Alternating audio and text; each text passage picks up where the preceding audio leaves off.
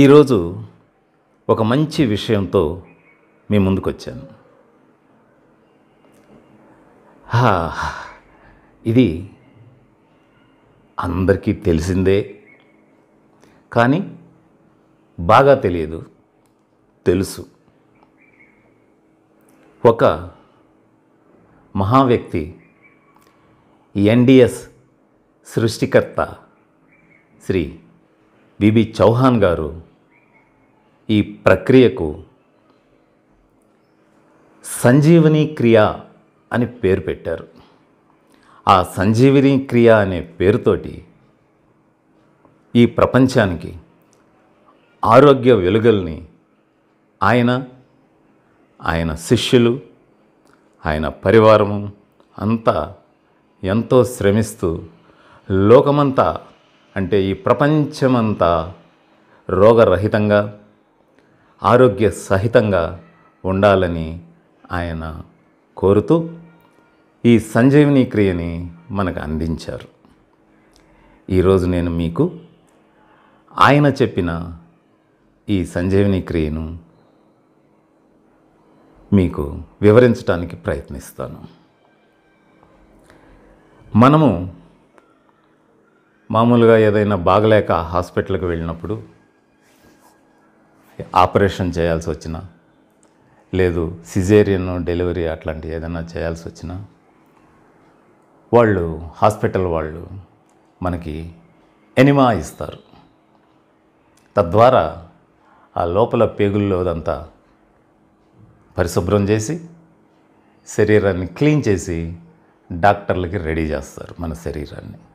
అప్పుడు డాక్టర్లు వాళ్ళు చేయాల్సిన ఆ శస్త్రచికిత్సలు, ఆపరేషన్స్ వగైరా వగైరా వాళ్ళు చేస్తారు. దాన్ని మనము మామూలుగా వైద్య పరిభాషలో ఎనిమా అంటాం. సో మనకి ఎనిమా అనేది ఎప్పుడు తెలుసు అంటే, ఎప్పుడో అత్యవసర పరిస్థితుల్లో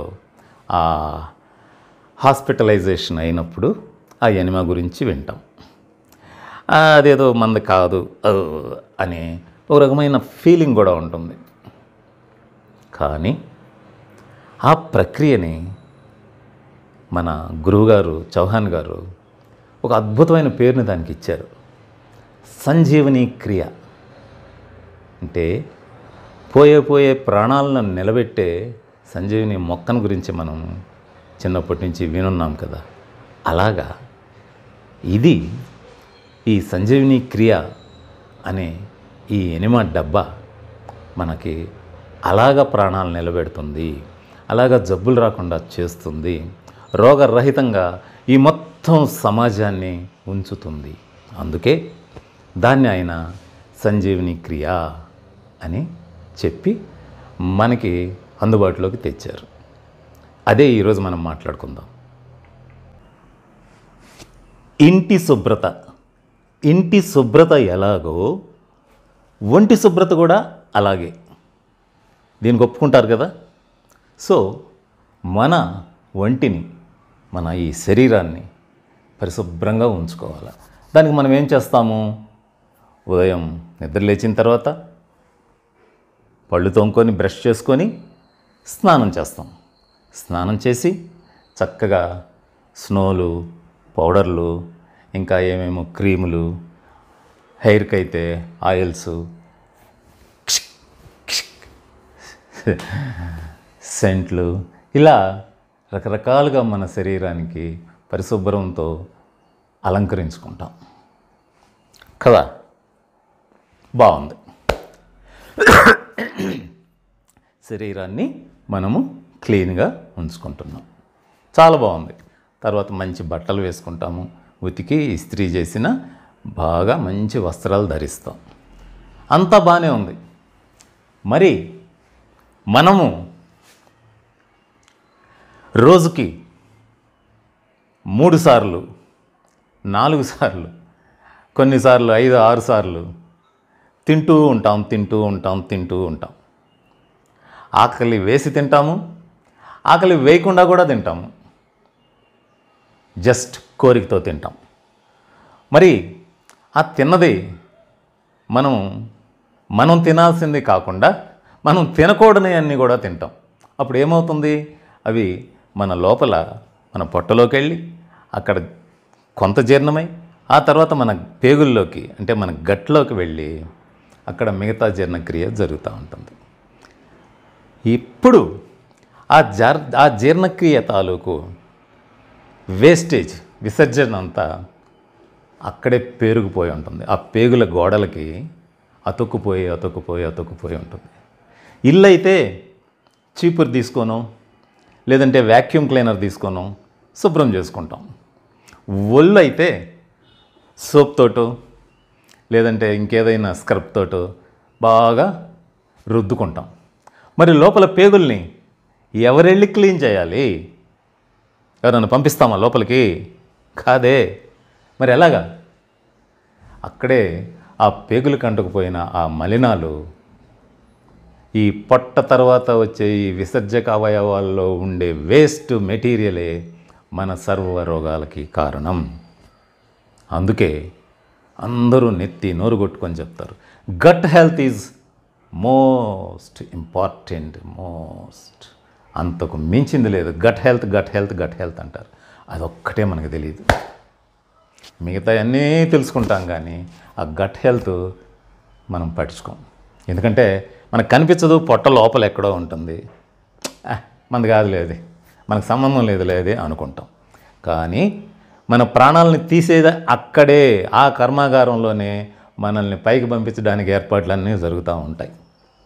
పేర్లు ఏరైనా కావచ్చు. హార్ట్ అటాక్ అంటారు, కిడ్నీ ఫెయిల్యూర్ అంటారు, క్యాన్సర్ అంటారు. పేర్లు 100 పేర్లు రాసుకోవచ్చు. కానీ తయారీ అంతా అక్కడే, ఆ పొట్టలోనే, ఆ గట్లోనే. దాన్ని మనం క్లీన్ చేయాలి. అదే పశుపక్షాదులను చూసుకోండి, వాటికి కేటాయించిన ఆహారాన్నే అవి తీసుకుంటాయి. అప్పుడు చాలా సహజంగా అవి జీర్ణమైపోయి ఆ వేస్ట్ కాస్త అలా వదిలేస్తాయి, పక్షి కానీ పశువు కానీ. కానీ ఈ మనిషి ఉన్నాడే,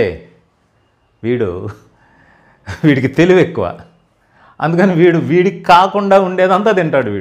వీడికి ప్రకృతి ఏదైతే రాసిచ్చిందో, ఓ నాయనా నువ్వు ఇది తిను అని చెప్పిందో అది మాత్రం తినడు, మిగతా అన్నీ తినేస్తాడు. ఫలితం ఏమవుతుంది? ప్రాబ్లమ్స్ వస్తాయి కదా. మరి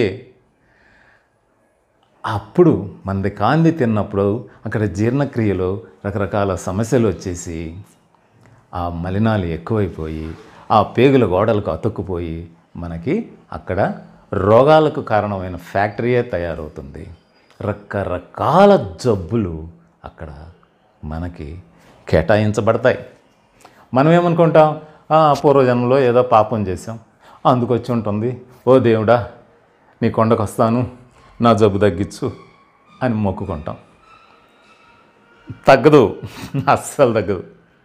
మనం తప్పు చేస్తున్నాం, శిక్ష మనకు పడుతుంది. మనం తప్పు చేయడం ఆపేస్తే శిక్ష ఉండదు, ఇంకా హ్యాపీ. దీని గురించి ఇంకొక ఎపిసోడ్లో, ఇంకొక వీడియోలో నేను మీకు వివరించడానికి ట్రై చేస్తాను. ఇప్పుడు మనం ఈ ఎనిమా గురించి కదా మనం మాట్లాడుకుంటున్నాము, సంజీవని క్రియ గురించి. సో ఇలాగా ఈ రోగానికి మూల కారణమైనటువంటి మన పొట్టలో ఉండేటటువంటి అనవసర పదార్థాలు, వీటినే టాక్సిన్స్ అంటారు. ఈ టాక్సిన్స్ని బయటికి పంపించడానికి ఏదో ట్యాబ్లెట్ వేసుకోవడము, ఆముదం తాగించటము, చిన్నపిల్లకాయలప్పుడు బేది మాత్రలు అంటారు, అవి ఆయుర్వేద పంగాళ్ళల్లో దొరుకుతాయి. అవి తీసి ఆయన పిల్లకాయలకి వేసేవాళ్ళు. పాపం పిల్లకాయలు, చిన్న పిల్లకాయలు ఎదురు చెప్పలేక వాళ్ళు ఏదో తంటాలు పడతారు. ఇప్పుడు మన గురువుగారు శ్రీ వైబి చౌహాన్ గారు ఈ సంజీవని క్రియను అందించారు. మనము ఏదైనా ఒక తీవ్రమైన అనారోగ్యంతో బాధపడుతుంటే ఈ సంజీవని క్రియని 1 నెల రోజుల పాటు ఉదయము సాయంత్రము 1 నెల రోజుల పాటు ఈ సంజీవని క్రియను ఆచరిస్తే మనం పుట్టినప్పటి నుంచి ఇన్నేళ్లుగా మన పొట్టలో పేరుకుపోయి అన్నటువంటి మలినాలన్నీ శుభ్రం చేసుకుంటూ బయటికి వెళ్ళిపోతాయి. ఆ తర్వాత ఎప్పుడో వారానికో నెలకో ఒక రోజు చేసుకుంటే సరిపోతుంది. అప్పుడు శరీరము ఆరోగ్యవంతం అవుతుంది. అందుకైనా దీనికి సంజీవిని క్రియ అని పేరు పెట్టారు. అది జబ్బు ఏదన్నా కానివ్వండి, ఈ సంజీవిని క్రియతో మన శరీరంలో ఉండే ఆ మలినాల్ని బయటకు పంపించేయాలన్నమాట. ఇది చేస్తే జబ్బులు ఆటోమేటిక్గా పోతాయి. మనం హాస్పిటల్లో పాల్పడాల్సిన అవసరమే రాదు. ఇది గుర్తుంచుకోండి. సరే, మరి ఎలాగయ్యా? మీరేందో చెప్తున్నారు, సంజీవిని క్రియ అంటున్నారు, ఎనిమా డబ్బా అంటున్నారు. మరి మేము ఎప్పుడు చూడలేదే, మేము ఎప్పుడు హాస్పిటల్కి కూడా వెళ్ళలేదు, అవసరం రాలేదు అంటారు కదా. అందుకే నేను ఇప్పుడు అది చెప్పడానికే మీ ముందుకు వచ్చాను. మరి ఓకే, ఇప్పుడు సంజీవిని క్రియ అది ఎలా చేయాలి, దేంతో చేసుకోవాలి కదా. దీనికోసం ఇదిగో దీన్నే ఎనిమా డబ్బా అంటారు. దీంతో చేసే క్రియనే సంజీవిని క్రియ అని మన పూజ్య గురుదేవులు శ్రీ విబి చౌహాన్ గారు నామకరణం చేశారు. ఈ సంజీవిని క్రియ చేయటానికి ఉపయోగించే ఈ ఎనిమా డబ్బాకి ఇదిగో దీనిని గోడకు తగిలించుకోవటానికి, గోడకుండే మేకుకు తగిలించుకోవడానికి ఇక్కడ ఇచ్చారు ఏర్పాటు. చేత్తో పట్టుకోవడానికి హ్యాండిల్ ఇదిగో ఇలా ఇచ్చారు. దీని లోపల 1 లీటరు నీళ్లు పడతాయి. సో దీని లోపల లీటర్ నీళ్లు పోసి ఇదిగో ఈ పైప్ ఉంది కదా, ఈ పైపు ద్వారా ఆ నీళ్లు వస్తాయన్నమాట. మనం గోడకు తగిలించుకుంటాం కదా, దీన్ని ఇలాగా ఒక గోడకి తగిలించేసుకుంటాం. దాంట్లో నుంచి పైపు బయటకు వస్తుంది. ఆ పైపులో నుంచి ఆ వాటరు వస్తుందన్నమాట కదా. దీనికి ఈ పైపుకి రెండో వైపు ఇదిగో ఆఫ్ ఆన్ చేసుకోవడానికి మన ట్యాప్ సిస్టమ్ లాగా ఇది ఇచ్చాడనమాట కదా. ఇప్పుడు ఇది ఆఫ్ చేసేసాం. సో ఇది గోడకి వాటర్ ఫిల్ చేసుకొని దీన్ని గోడకు తగిలిచ్చేసుకొని అప్పుడు మనం కింద ఒక చాప వేసుకొని ఆ చాప మీద ఒక పక్కకి తిరిగి పండుకొని తల కింద చేయి పెట్టుకొని మన మలద్వారం దగ్గర దీనిని ఆ మలద్వారంలోకి దీన్ని పంపిస్తాం. ఒక అంత వెళ్తే సరిపోతుంది. ఈ పైప్ అంతా కాదు, ఈ పైప్ అంతా పంపం, జస్ట్ ఇంతే 2-3 అంగుళాలు. అప్పుడు దీని ట్యాప్ని ఓపెన్ చేస్తాం. ఓపెన్ చేయగానే దీంట్లోంచి జల జల జల జల వాటర్ అంతా మన పొట్టా పేగుల్లోకి వెళ్తుంది కదా. కాకపోతే ఈ ఓపెన్ చేసే ముందు ఒకసారి మనం ఏం చేయాలంటే ఈ వాటర్ అంతా ఫిల్ చేస్తాం కదా. ఈ ఫిల్ చేసిన తర్వాత ఒక్కసారి ట్యాప్ ఓపెన్ చేస్తే ఆ లోపల ఉండే గాలి బుడగలు ఏమన్నా ఉంటే ఆ గాలి బుడగలు పోయేటట్లుగా కొంచెం సేపు ఉంచితే ఆ వాటరు బయటకు కొద్దిగా వదలాలన్నమాట.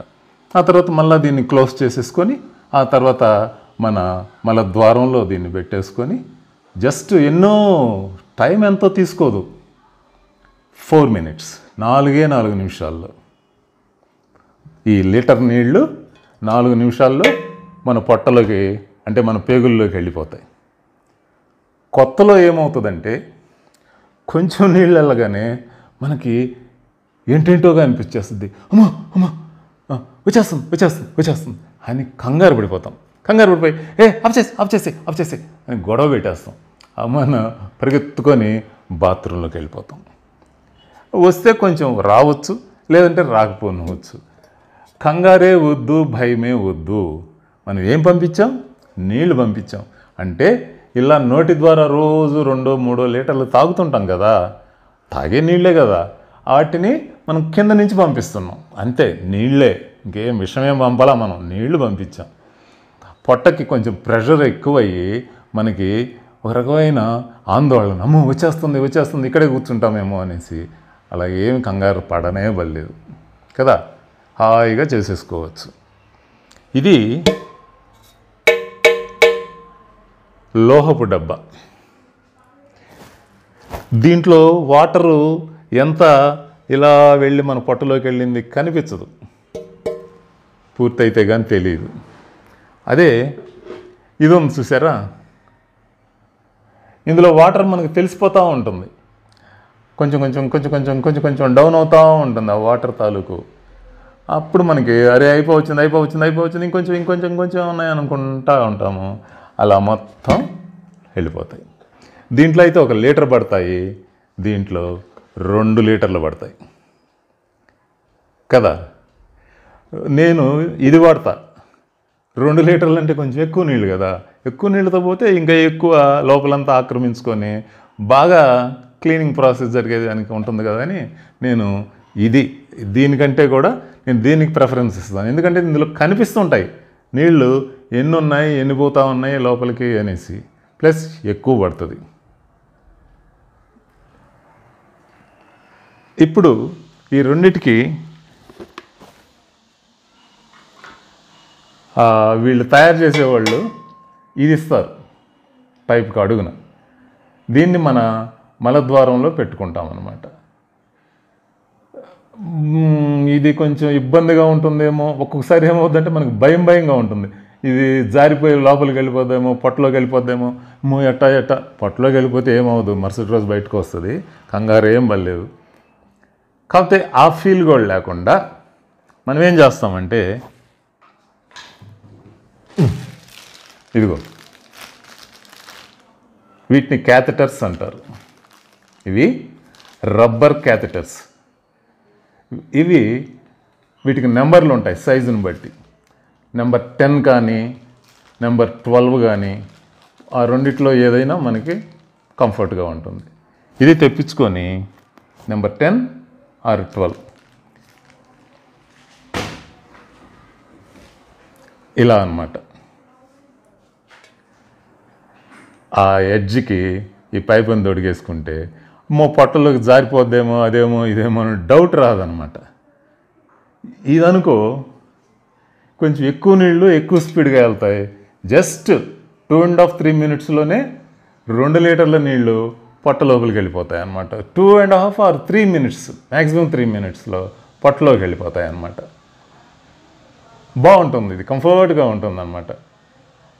ఎనీ సర్జికల్ షాపులో అయినా దొరుకుతాయి, లేదంటే ఆమ్జాన్లో అట్లాంటి వాటిల్లో దొరుకుతాయి. క్యాథెటర్ అంటారు, రబ్బర్ క్యాథెటర్. అలాగే ఇది రబ్బర్ క్యాథెటర్ కాదు, చూసారా, ఇవి ఇలా దొరుకుతాయి, సిలికాన్ అన్నమాట. ఇవైనా తెప్పించుకోవచ్చు, లేదంటే ఇలా రబ్బర్ అయినా తెప్పించుకోవచ్చు. మీకు ఏది అందుబాటులో ఉంటే అది వాడుకోవచ్చు. మనకు ప్రాధాన్యత అంతా కంఫర్ట్గా హ్యాపీగా ఈ 1 మంత్ మన పొట్టని శుద్ధి చేసుకోవాలి. అది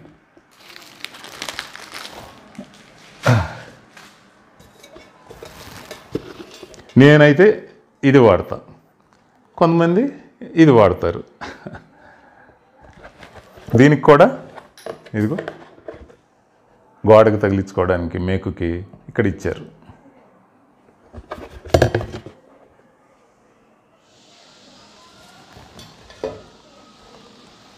ఇలాగ ట్యాప్ సిస్టమ్.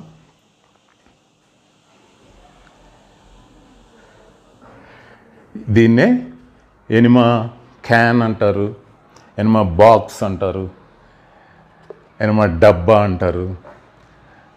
సంజీవిని క్రియకు వాడే పరికరం అంటాం మేము. దీన్ని మన ఇంట్లో దేవుడి పటం లేకపోయినా పర్వాలేదు, అద్భుతమైన దేవుడి గ్రంథాలు లేకపోయినా పర్వాలేదు, ఇది మాత్రం ఉంచుకోండి. ఇది సంజీవిని, ఇది మన ప్రాణాలని రక్షించే ఒక మహత్యం కల వస్తువు. ప్రాణాలని ఇది కాపాడుతుంది. జబ్బులు రాకుండా ఇది చేస్తుంది, మన పిల్లలకి దీన్ని గిఫ్ట్గా ఇవ్వండి. మన ఇంట్లో ప్రతి ఒక్కరికి ఎవరిది వాళ్ళకే ఇది ఉండేటట్టుగా చూసుకోండి. చూడండి,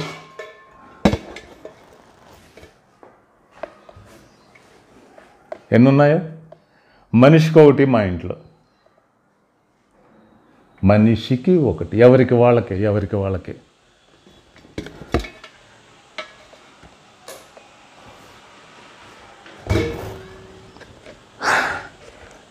సో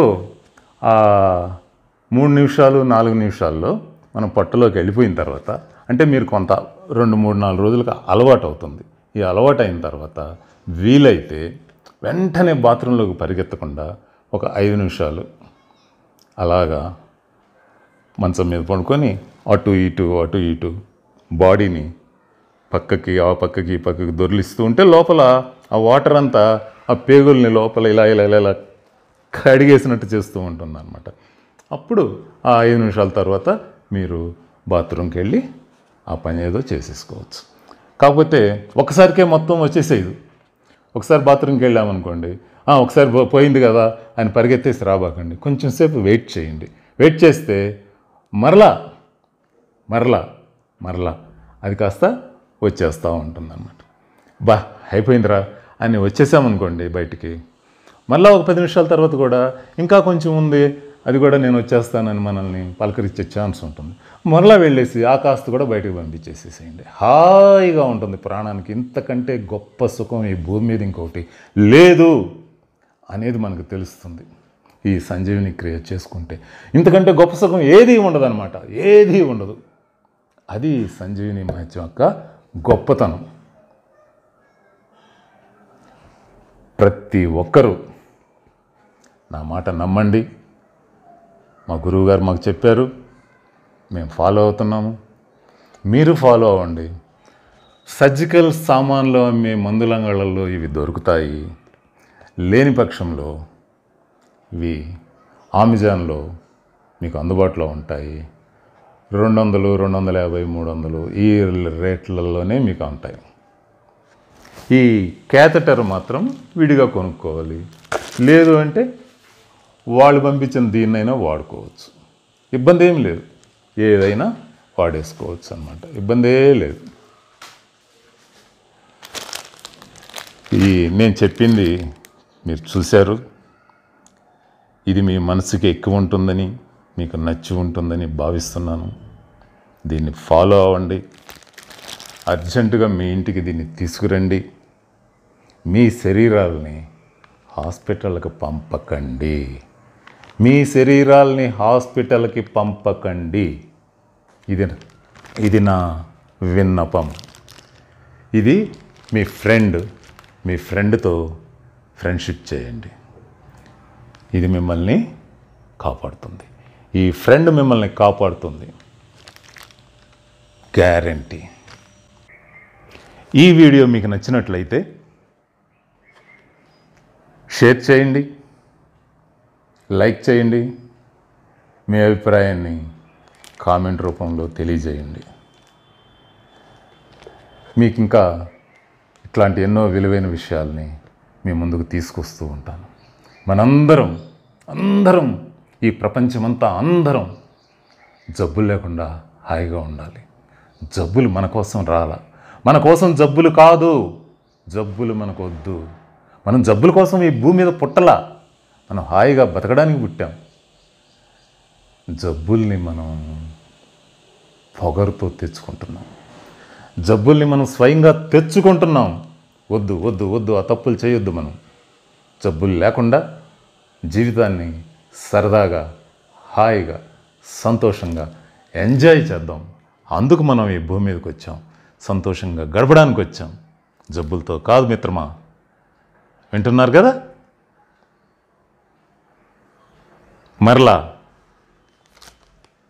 మరో మంచి విషయంతో మీ ముందుకు వస్తాను. Thank you friends. Hi, bye.